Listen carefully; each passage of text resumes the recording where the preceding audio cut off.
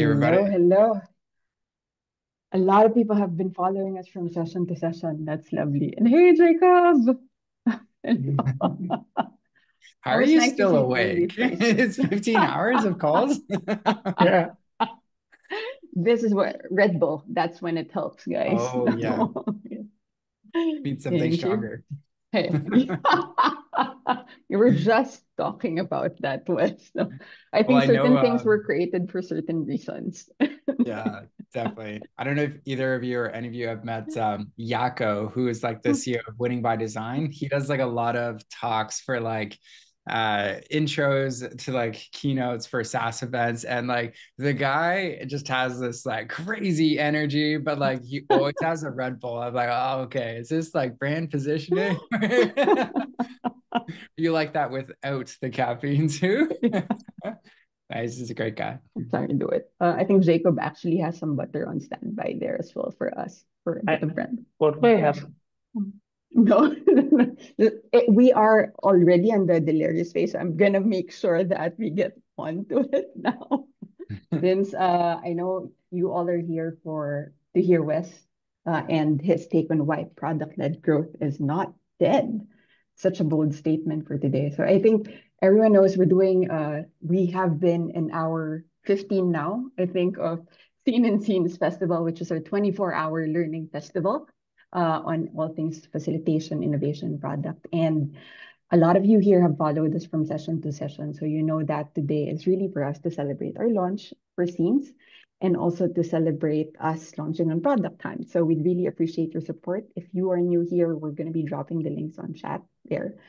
And Wes has so kindly joined us for today. Wes is the author of the Product-Led Playbook, which if you are software geeks like us, We are.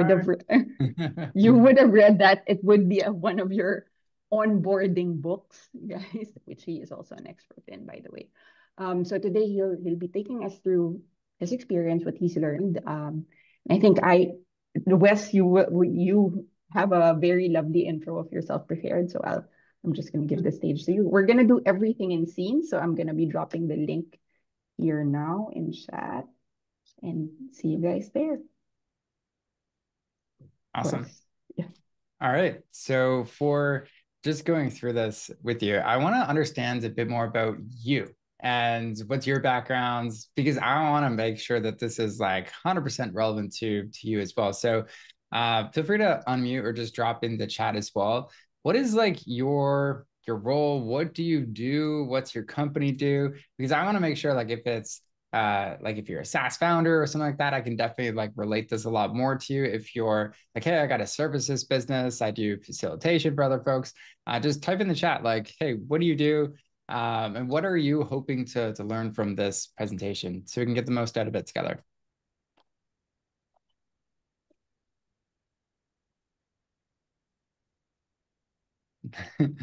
Neuro language coach and couch. Awesome.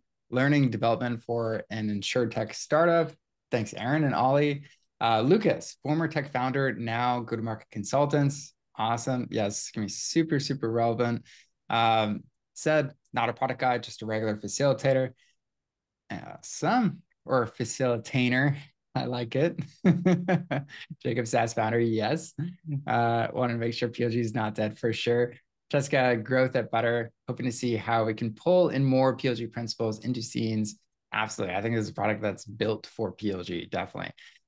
Ollie, curiosity is my motto. Last for SaaS. Yes. All right. So for everybody else, just feel free to drop in if you haven't yet. This is really good for me to know because I am like one for like, you know what, you can prepare as much as you want, but depending on the audience, sometimes you got to adapt and make it really relevant. So for Peter, you said community development consultant facilitator with a new framework. Awesome. So a bit of my background, Jessica kind of mentioned a bit about it, but for the last 9 years, all I've been working on is just helping SaaS companies build and scale product-led growth motion. So if you know like Slack, Miro, Notion, even Butter, like they all have these great free experiences where you can understand what it is and try before you buy. And so that's really what I kind of focus in on and help a lot of people on. So what I want to get a pulse on is who here feels like you know what product-led growth is. Just like type in the chat, like, hell yeah, that's me. Or no, I need some help on this one. Yeah, we should help you. One out of 10. All right. Let me just go through a bit of an explanation for this one. So, and that's completely fine, Ted. I appreciate honesty in this room. So, for everybody, product growth is when you use your product as the acquisition side of things. So, you can help acquire people through your product, also the engagement side. You can help them get to value, and then monetization. So, you can also upgrade from the product. And so, what that really looks like if you sign up for a product like let's use Slack as an example. It's like you can get set up all on your own, share it with your colleagues, get the value, and upgrade without talking to anyone. So from that side of things, that's essentially how it works. Now, for those of you that are like facilitators or facilitainers, I want you to kind of think of the lens of like, how would this apply to what you do? Like maybe it's a free workshop or something you could facilitate or something like that to make this super relevant. So now that we know like what product-led growth is, let's just take a step back and go through, is it right for your business? And this is going to be a fun one. So in the chat, type, this is my business. This is like how we make money. And then go through the next part. Like, is this, you think it's right for you? Do you have a free motion? Because I'm super curious what that looks like for everybody, because there is some businesses where it doesn't make sense and it can save you some time. And then there's a lot of others where it's like, really? Like, how could you make a Canva product without like a self-serve product-led growth motion? It has to have that for it to work. So type in the chat, just what is your business? And do you think a free motion or something like that could be really powerful for your business so that new customers could learn about it and get more support with it? Yeah, so SaaS definitely makes sense. And feel free to unmute too. There's like 13 people here, so I'm not shy. You can go off mute too and learn through it. So it doesn't make sense for the current clients. Thanks, Lucas. But I do have some EdTech SaaS that do. For Lucas, what is your like current clients? Is it like service based or what's that look like? Yeah, right now it's more like service-based. They have like an accelerator program for um, creating like other micro schools, for example. But they do have a platform that they are building, but right now it's just available for the community. So there's no growth led by the product, let's say. Right. Okay. So yeah, that community side of things. Thanks for sharing that. And for Aaron, you said allowing sports organizations to select and purchase their own insurance policies and also access a breadth of safety tools and resources they can adopt to ensure their safety of their athletes. All right. So what I'm curious, Aaron, is do you have like a free motion or anything like that for people to test out first or not quite? Not yet, and that's what I'm really intrigued about is we have so much content and things that this market needs. The insurance is kind of actually auxiliary to the tools they need to be compliant with the law or policies of their national governing body like US Soccer, and we have all of that, and we have a tool that delivers all of that. They create an account, they can have access to all those materials, but like we've been mulling over like, okay, well, maybe you have access to 5 of these items, but to unlock the rest of them, you need to do XYZ, or getting that database of people who are really interested in that content. So then you can feed them more and drive more interest into other upsell safety products outside the insurance, or also just access to those materials. So there's a ton of capacity there, but we haven't triggered on any of that at this point. Okay. Yeah, that definitely sounds relevant. We can talk more about that too, if like for everybody else too, if you're interested in like deciding like, okay, what does that free thing look like for your product? Kirsten, you had art creativity for the business. I've got an app with the free basics version and then an upgrade with more education and live sessions. Awesome. That's great. And how did you kind of decide like what did you give away for free for that basic version? It was basically all the stuff that I had already been sharing on social media for years. and like Okay. stuff that you could kind of get in all the other places, but a more centralized version of like the very intro level education stuff.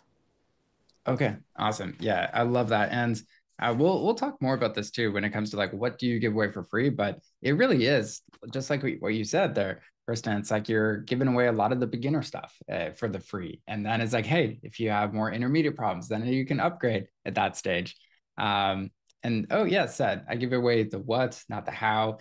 Very good, because yeah, usually a lot of times when you think about the earlier stage stuff, even those beginner problems, it's a lot of it is the what. It's like, hey, what do I even need to do?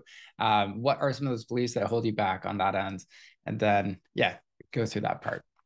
All right, so I want to just hear from everybody, what is the one thing, if we could like unpack product-led growth better, faster together, and have like one big takeaway from this time together for the next kind of 45 minutes, what would that one thing be that would be like, oh my goodness, this is insanely valuable? Is it truly just like understanding, hey, like is PLG dead or not? Or is it something else, like understanding what to give away for free? Is it going through and understanding like how does this impact your business? What could we do to get more people to maybe sign up for our free product, find out what we do? Just take 30 seconds to a minute, type in the chat, hey, this is the one thing I would love to learn when it comes to product-led growth. And then we can customize this based on everybody.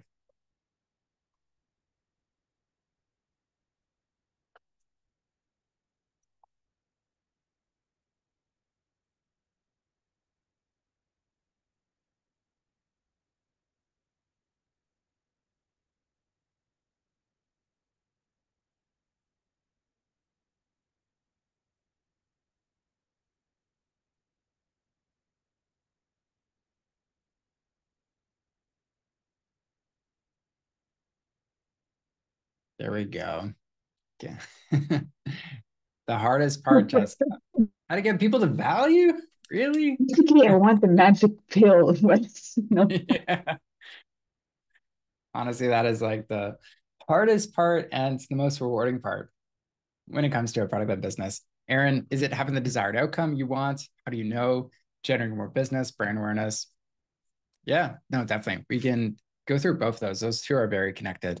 I'll wait 30 more seconds for everybody else. Just kind of type in, like, what is that one thing if we could really make the most of our time together?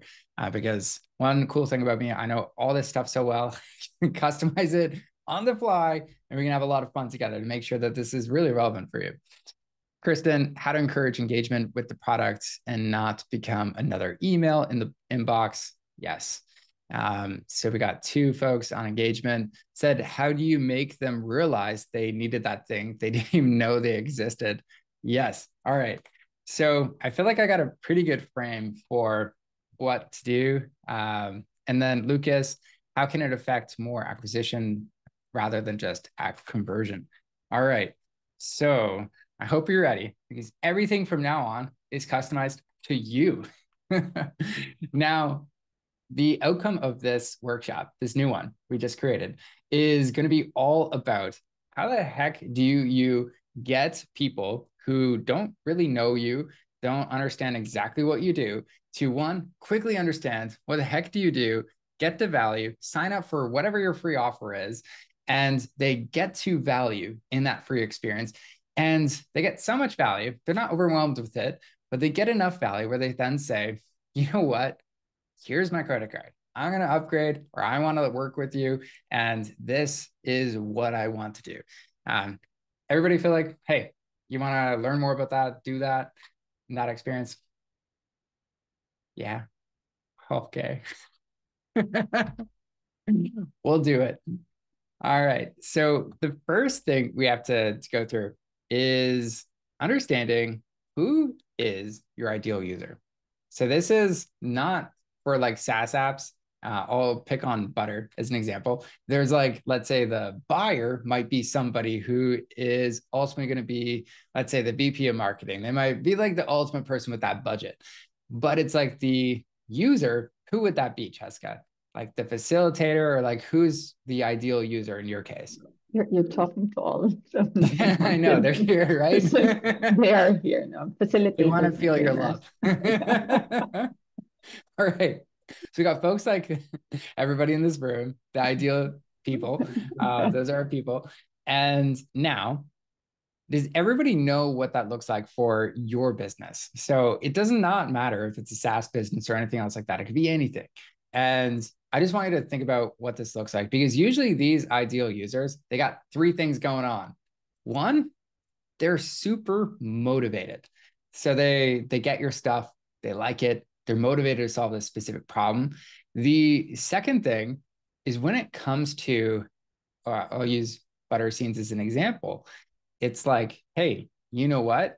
When these facilitators get into this stuff, they're like so nerdy. They're like, oh yeah, I like this. This is easy. Now, to somebody who doesn't like this stuff, they're like, oh, this is hard. And oh, another software to do this. But like to the perfect facilitator like you, it's like, oh, it's easy. So motivation is high. Ability is high. The last thing is triggers. Triggers come in two forms. There's like external triggers, which are really all about, things you hear or see, let's say from like an email. Kirsten sent me an email and okay, great. Now I'm thinking about your product. But that's like a short-term thing. You don't always or can't always rely on external triggers. Internal triggers is an example is like, now when I'm thinking of like messaging my fiance, I'm like, oh yeah, like Messenger, where is that? And then I just go to my phone and it's like a second natural thought. So that's an internal trigger that like has been built over years. So your ideal users, they have a lot of those triggers that come up to remind them like, hey, we got to fix this.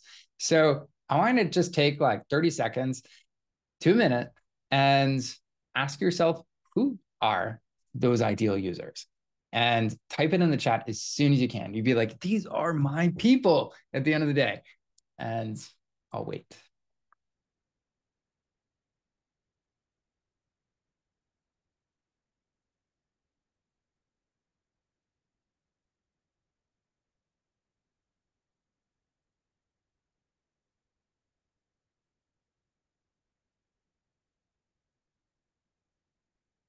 Yeah, people want to share the art, craft projects they've been working on. I love that. One other thing too you can think about, Kirsten, is descriptors.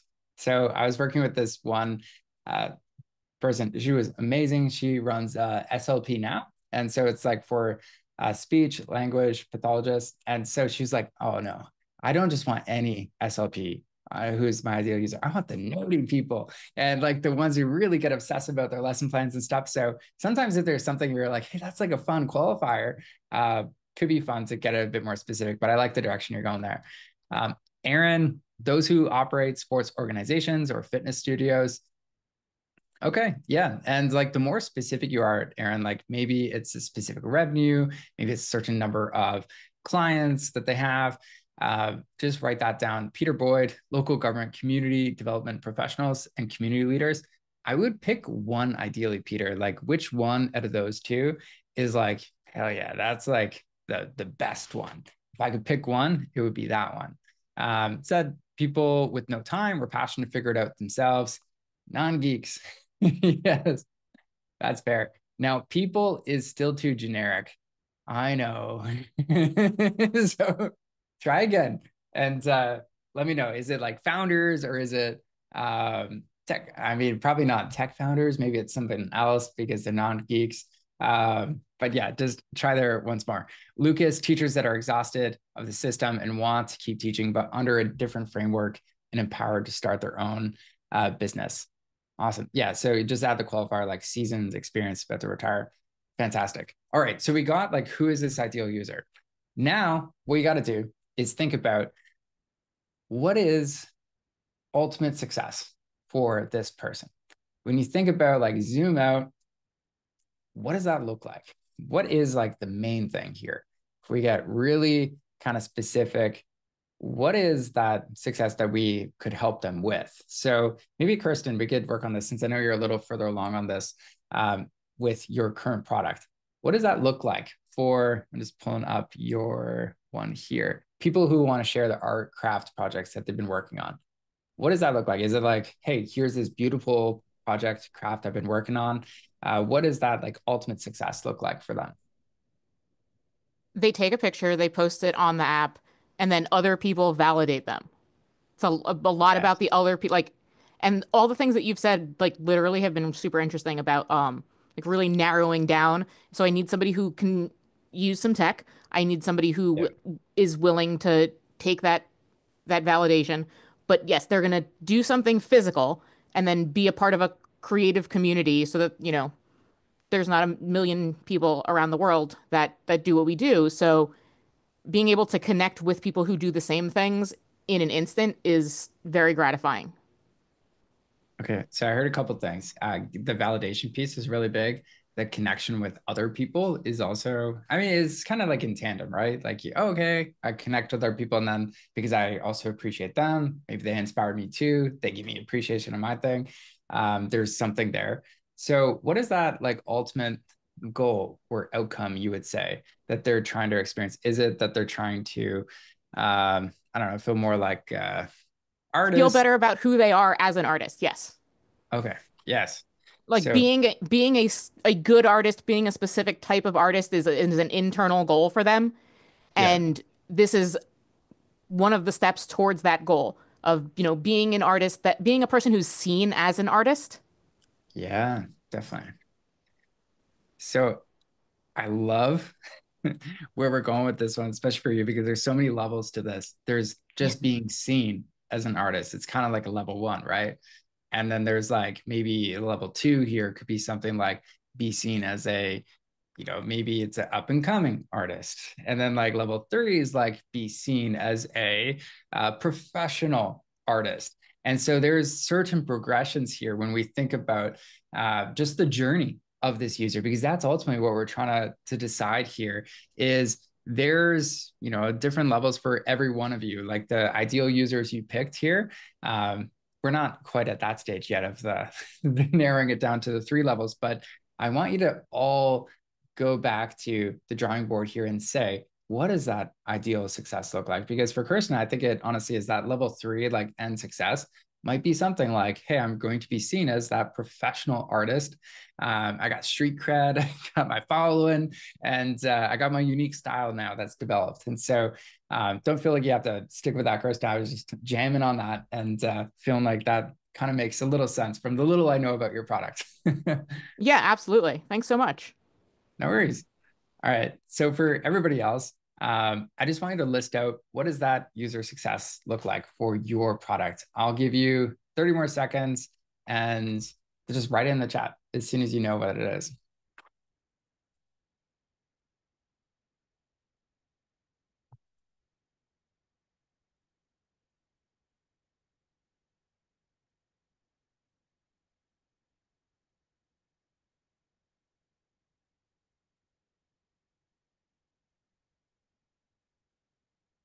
Yeah. Having engaged sessions. That's good. I think, Jessica, that's almost like the first level, though. Like there's the I am a facilitator and I have engaging sessions. Like that would be a first level up. I'm trying to think like the ultimate one. Like, is it a career that people are seeking out of this? Is it a like something else? What would you say is like if you're to client satisfaction, more business? There's so much here because like who is the like is it a full-time facilitator that's your ideal user? Okay. Yeah. So that would be essentially their entire business is facilitating any kind of meetings, right? Primarily, yeah. People who are facilitating with clients, Okay. and they're usually like external facilitators. Got it. Okay. Yeah. So like level one, they have engaging sessions. Maybe level two is something like, um, what's the byproduct of having a lot of those engaging sessions? Like think about from the client perspective, what first comes to mind, and feel free, everybody else who's a facilitator, jump in, help Cheska out, doing market research. Just say like efficiency, because you get way faster to whatever you want to do in this meeting or whatever the outcome is so you're collaborating on, and in a way that doesn't feel like work, which is the dream of every employer, I think, to make work don't feel like work actually and get results. And this tool can, or maybe that's the big dream, that this can support the clients in doing that. Yes.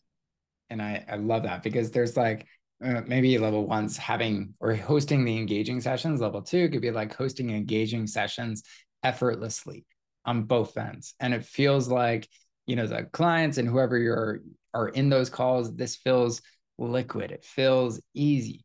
And then on the facilitation front, it also feels like, hey, you know what?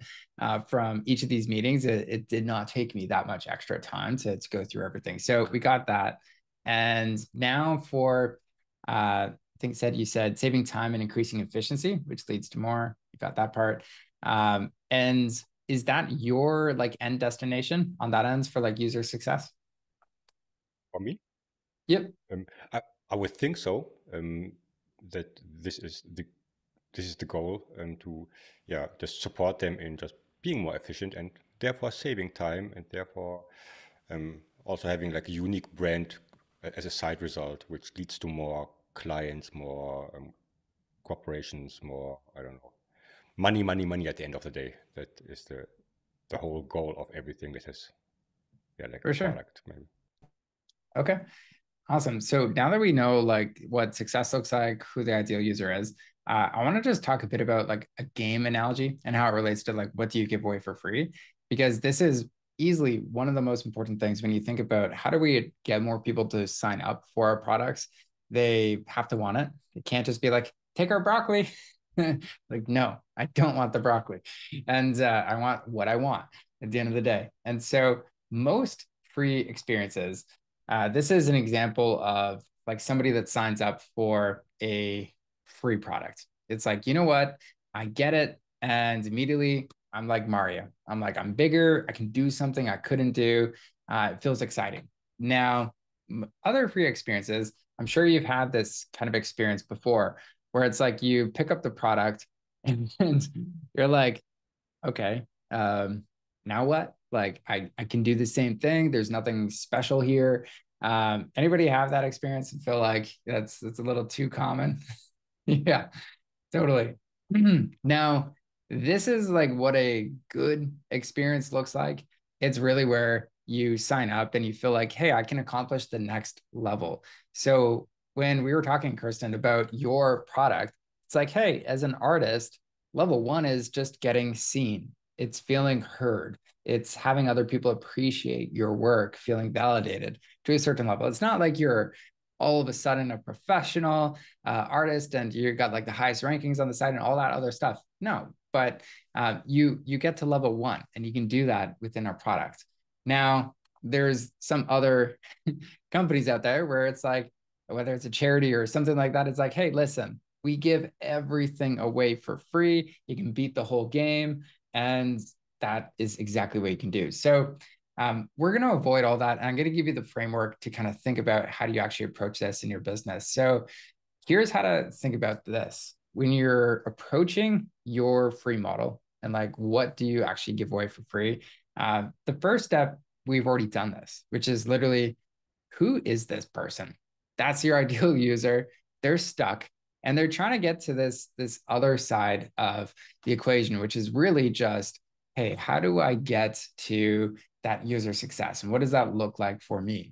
And so when you think about the level one, this is really, I'll use Kristen as an example here. So level one is really getting seen as an artist. And level two is maybe getting seen as an up and coming artist. Level three is getting seen as a professional artist. And that eventually breaks down to each of these has a specific level. So what we're going to do now is take about a minute and you're just going to kind of break down, okay, based on what success is, these are the three levels of our game that we're creating. And it truly is, I want you to create it just like a game. Think about it like that. There's level one, you get to this level. And because we're not going to get into the nitty gritty exactly just yet of like, now what do you give away for free? But we're just thinking about, can someone achieve this outcome? Does that feel tangible enough for us to go through? And so instead of dividing all three of these up all at once, I just want you to focus on, what is your level one? What is something that feels like, if I do this, it's tangible value. Somebody will, if they sign up for what you're offering, will feel like they can walk away with something really, really powerful. So I'll start a timer for 30 seconds, and I just want to see what that looks like for your end.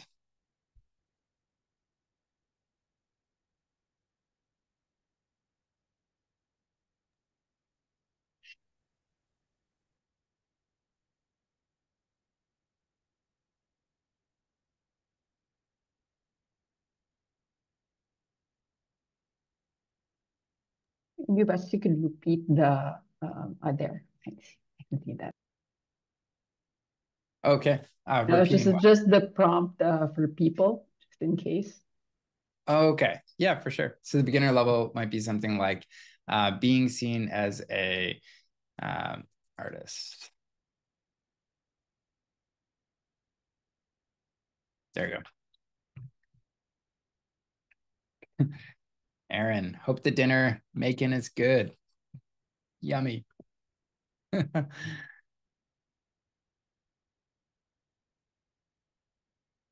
right.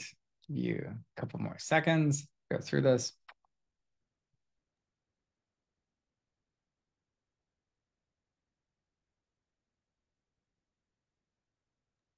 If anyone would also want to share, feel free. I think Said might have some insights there as well. At least for us, let's treat this as a an inciting call as well. Sure, go for it. It's very late in Germany, so I'm trying to get my brain together. However, so what I was thinking of is, for example, I do trainings and workshops, and I teach like software and geeky things, and something that's I would like to give away for free, like doing a 1 or 2 hour or 1 hour session. I will teach you the basics to get started. Hopefully, you are that intrigued to say, oh, but I want to understand the full thing. No, I want to do the fancy things. I don't want the basics. No, I understood this is what it does and this is what I can do. And now I saw the showcases of what's the ultimate level where I can get, and hopefully that's where, oh, I want to sign up for your class, or I want to book you for a coaching or whatever. So for me, I think I give away the things that you can Google yourself if you like. It will take you longer than just joining my session, because I know where to start and you maybe don't even know the questions to ask. But this is something you could find this out yourself, but I'm kind enough because I know to just spend an hour. But you could also like watch a YouTube video. So that's the thing I would give away, and then hopefully it results into more or recurring like customers and clients. Yeah, no, definitely. Definitely echo what Kirsten said there too. Super useful for people to kind of go through a lot of those basic things. Another angle, the tricky thing with services is there's so many things you could give away for free. It could just be the first call. It could be like a strategy of like, hey, like let's walk through what this looks like. I'll give you an example of how we approach this at Product Led too, not to say like, hey, you got to do this approach. It's a approach to kind of think about too. So for instance, when it comes to like how we help clients with product-led growth and implement it, one of the things is like, even for us, we're like, how do we do product-led growth at the end of the day? And so what we ended up doing this year is we kind of productized our whole service. So it's like, there's these 9 things we do, and that's how we help companies implement PLG. Now the book, it's free pretty much. It's like we give away the book everywhere we can.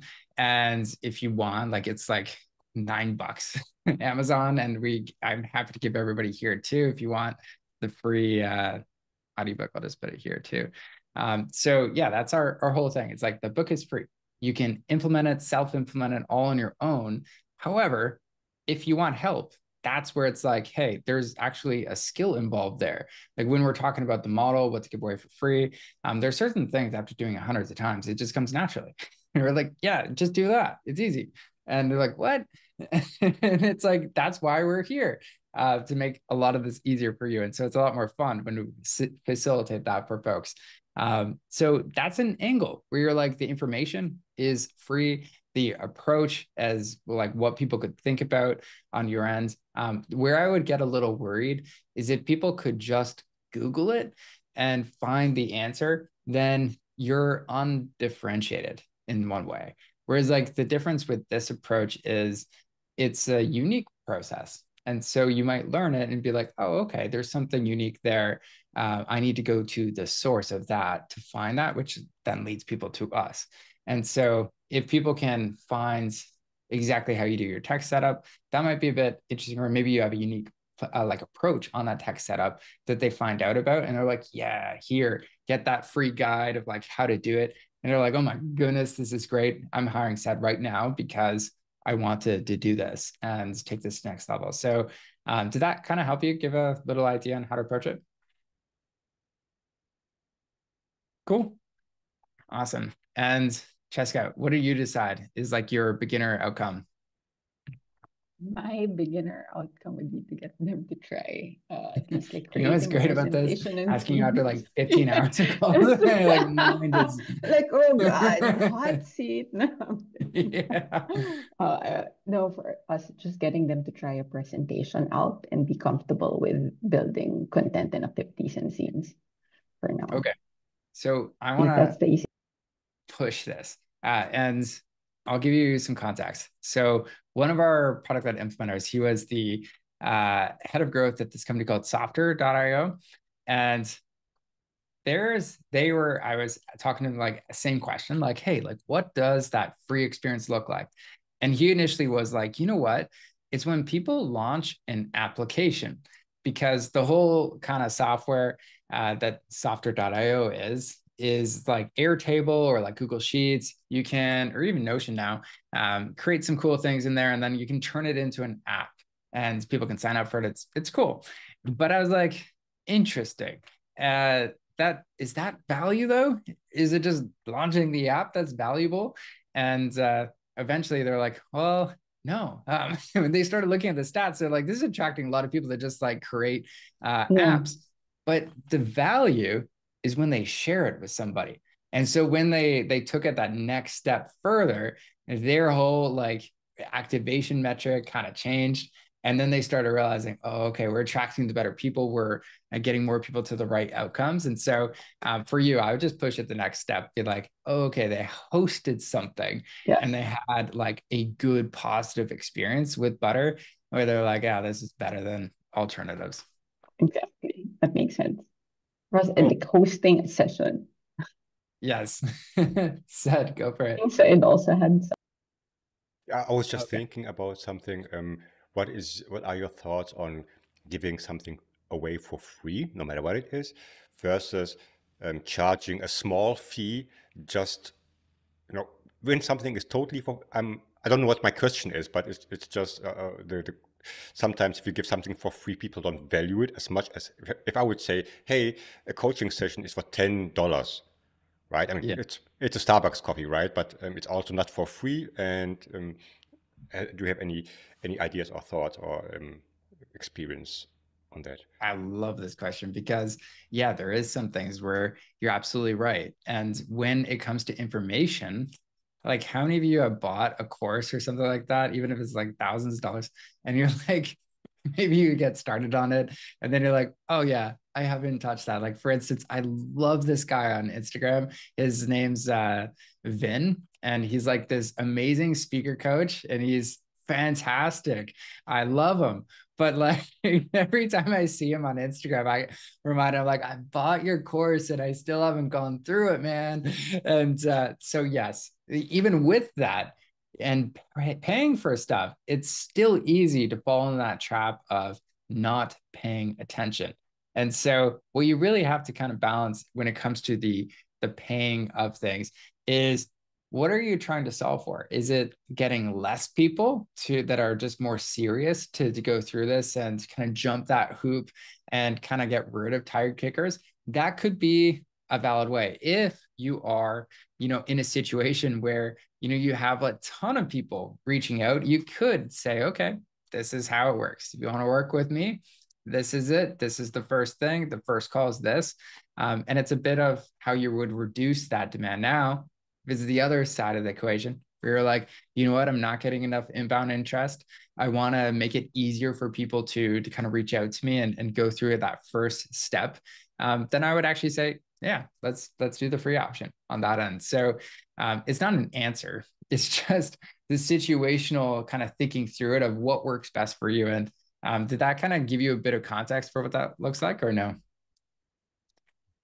It does. And from my view, I think, yeah, if you're not willing to pay me $10 for something, that's like maybe a value of 300, then would you really want to work with me? Or is it just because it's free?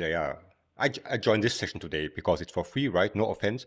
If I would have to pay $10, I would maybe I go to sleep. Maybe is this the topic I want to watch for an hour? You know what I mean, right? So Totally. just to not fewer people, but it's just are we wasting each other's time, or yeah, do you value other people's work, even if it's just $1? Would you grab your credit card and type in the number? That's how much effort would you put in learning from me, for example? Yeah. Well, I think with like services, and if it's like, hey, it's a free strategy session or a coaching call or something like that you're offering for free, then you could just be really picky with who you do spend that time with. Like, for instance, at the end of the book, we just have one call to action and we monitor it where it's like, hey, if you get like a free hour game plan with some, like a product-led implementer. Now, if it's like, hey, somebody's pre-revenue, they don't have a company or stuff like that, we are very polite about it, but we do tell them like, hey, listen, we can't help you at this stage, but here's the free resources. Here's everything else we can do to help you right now, because we really love companies like yours. It's just right now, it wouldn't make that much sense. We couldn't provide that much more value than this. And here's the free course and everything you need on that end. So you can do it in a way where you like really make them feel great. And they're like, man, thank you. At the end of the day, it's like, just come back when you're at this stage. We will love to work with you and help you at that time. And so that way you could really triage that and make sure you do protect your time, because that is super helpful. Cool. Lucas, yes, go for it. I don't know if it adds anything to this, but it made me think about this client that I'm working on. They basically have an accelerator, as I was telling you, a service, and we try to like filter all these people that come into the program, but we still have a big churn issue during the program because it's for free. And the only investment that you're putting is your time, really, through the program. And then there's a revenue sharing at the end. But we were wondering if it would make sense to, make it paid, that first part of like the program until you launch, right? That accelerator part. And I don't know, I liked what you were saying also, like those that you filter out, we try to filter out, still try to have another process to bring them up to par to where you will, accept them. That's amazing. But still, I think I'm wondering how to solve this issue of the churn during the free trial, the free program. Yeah. Okay. This is so good. And I'm going to share the next part of this framework and it'll answer the question, hopefully. So when you think about the 3 levels here, we have like level 1, level 2, level 3. For your accelerator, I think level 2 is really what your free plan is. Like, what is the main outcome of that free accelerator? You end up launching your own first school with 10 kids. Okay. Yeah. So you launch your first school with 10 kids. What's level 3, like the rev share one? No, that would be already with the revenue sharing. You start. Okay. Sorry. So you launch the school as kind of level 2. Now, what would be a like meaningful outcome that somebody could accomplish before they would get to that level 2, where it's like, hey, this is all about launching your school and going through that step? And what comes to mind is maybe tutoring their first kids outside of your 9 to 5 job, right? So getting like 3 kids that you can tutor, and you were able to create the first marketing materials, market yourself, attract and acquire your first kids, basically. Okay. Yeah. So you get like more clients where it would kind of get you up to that. Not quite 10 kids, but like 3 or like 2. Yeah, exactly. Okay. Yeah. So this could be your like free plan. It's like, hey, here's the game plan that will help you get to your first like 1 to kind of 3 clients or students on this end. And then the level 2 is for professionals that want to actually launch a school.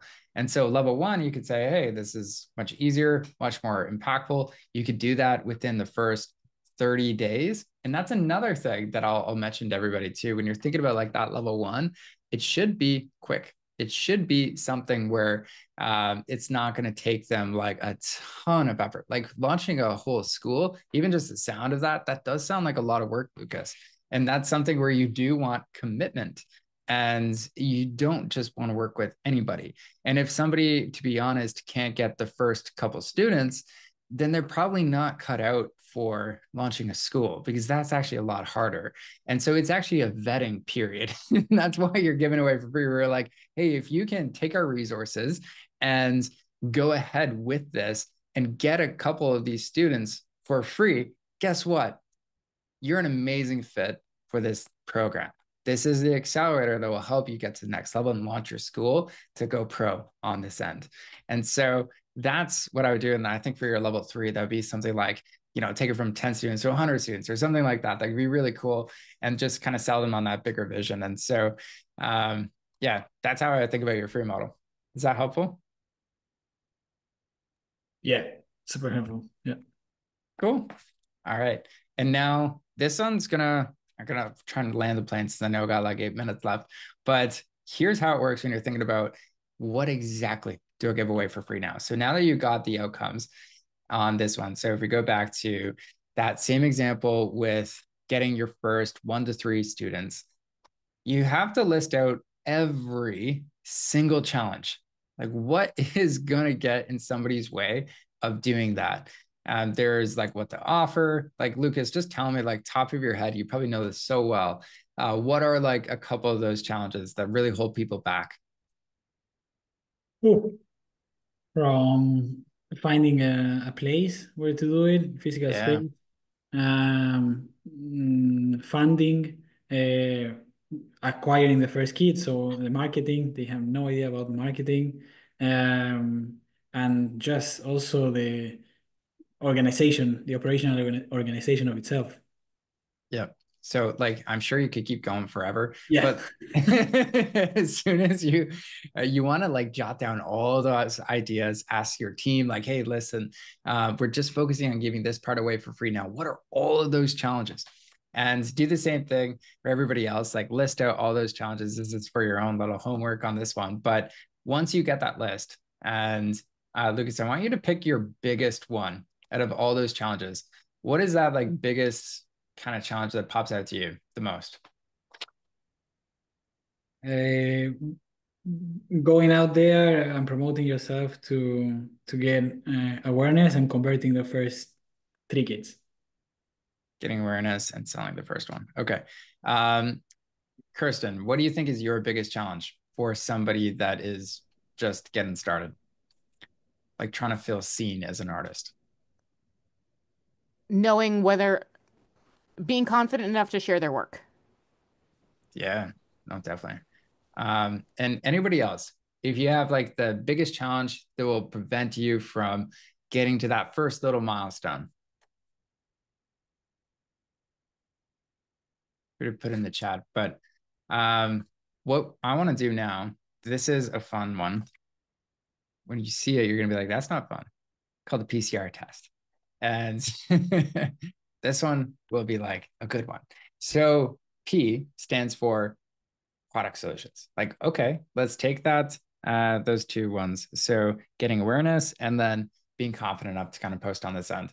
So for getting awareness, what might be some of those, product solutions, Lucas, that might help people? Could it be like a checklist or something marketing wise that they could go through to gain more awareness? What might that look like on the product side of things? Yeah, could be like a checklist of things that they need to do, like a flyer and a list of cafes to go, and get the flyer out there and talk to people. Just Totally. just Yeah. that frame, basically framework. Totally. So there's like product solutions. I know this is trickier when it's like more services side of things, but then this one would be more relevant. Content solutions. So you're probably all masters of content and thinking about like even on LinkedIn, what are some of those things we could talk about, whatever other channels they're on, those ideal users, we could talk about, hey, here's how to get more confident on sharing your work. Hey, here's how to get more awareness for getting your first students. We just talk about these challenges all the time. This is our content calendar. This is what we're going through. Now there's other things like resource solutions, which could be a quiz, could be something like that, or it could be even maybe it's a few questions you could ask. Because like, for instance, one of our clients, I'll share real quick, ng.co, they literally just ask you questions and poof, here's a marketing strategy. It's an amazing resource and product that just makes it easier for you to gain more awareness on that end. And so those are all things you could do. And basically what I'm getting at to kind of land the plane here when it comes to what do you give away for free, this is it. There's no like, in at least the SaaS space, Cheska will probably laugh, but most SaaS folks will obsess about like, is this a free trial? Is this a freemium model? Like, what the heck do I call this free thing? That doesn't matter at the end of the day. If you're really clear on, hey, what is this next level up? And it truly actually gives people a level up, a transformation, and they can feel like, hey, you know what? After that experience with you, I can do something I couldn't do before. That's amazing. And essentially what we're doing is for every one of those big challenges, whether it's awareness, it's building confidence, we're just arming them with the right solutions, whether it's a product solution, it's a content solution, it's a resource solution. We're getting really nitty gritty about what are those specific things that are holding people back. And your free motion is simply just those things. It's the combination of those specific solutions. So I know this wasn't exactly the talk you signed up for regarding like, hey, is PLG dead or not? But I really did want to customize this to make it actually relevant to you.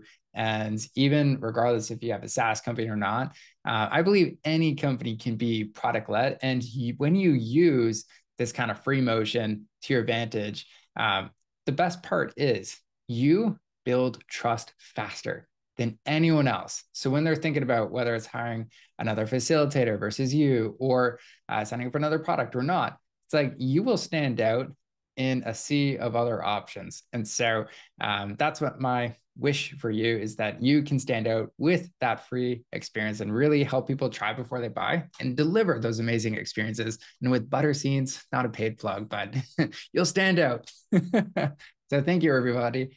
And if you have any questions and stuff like that, I got a couple of minutes here if we want to open it up, or if you got to do a bathroom break for the rest of the 9-hour marathon. Maybe Cheska will allow it. Maybe just this once. But if guys, if you have any questions, we do have Wes for 2 more minutes. So now's your time.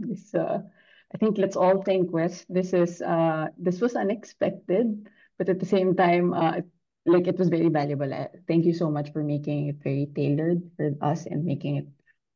This is the facilitator sign for we're all clapping in the air. It's like I'm on fire. Yeah. Yes, exactly. Yeah, for making it almost like a clinic for everyone. Sort of share what their challenges are, whether it be level 1 outcomes. I have a lot to think about when it comes to our product. But I will stop now and pause and give a moment for people just in case they have questions.